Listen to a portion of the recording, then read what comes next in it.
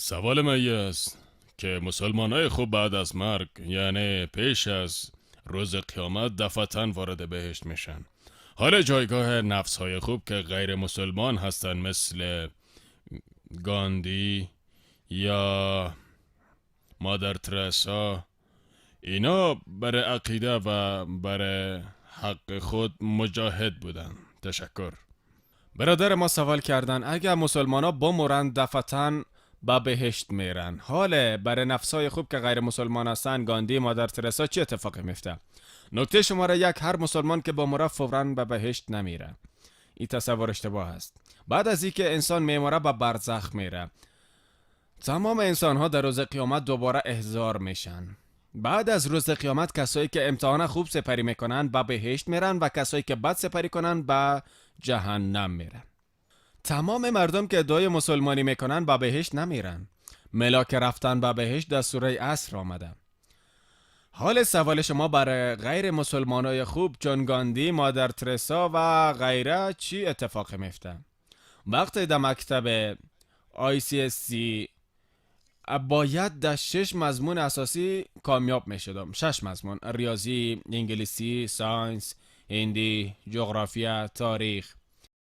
حالی از شما سوال میکنم اگر در 5 مضمون کامیاب شوم و 100 بگیرم، اما در یک مضمون مثلا ساینس ناکام بانم، آیا میتونم به صنف بعدی برم؟ نه خیر. درست است. همین قسم برای رفتن به بهشت 4 چیز به اساس سوره عصر لازم است. سوره 103 آیه شماره 1 الی 3. والعصر ان الانسان لفی خسر الا الذين آمنوا وعملوا الصالحات وتواصوا بالحق وتواصوا بالصبر.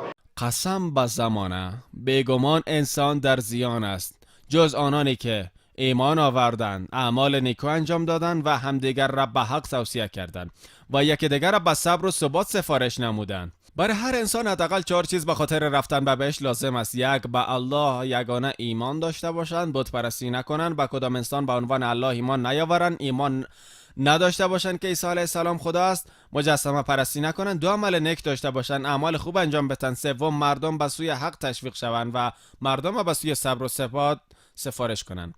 شما بگین برای ترسا چه اتفاقی میفته؟ تا جایی که ما علم دارم ایشان عیسوی بودن و ایمان داشتن که عیسی علیه السلام خدا است.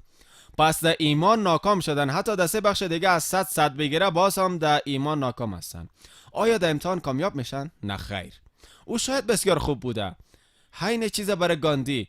تا جایی که من خبر دارم گاندی بت پرست بود، پس بر اساس عقیده اونا ناکام بودن.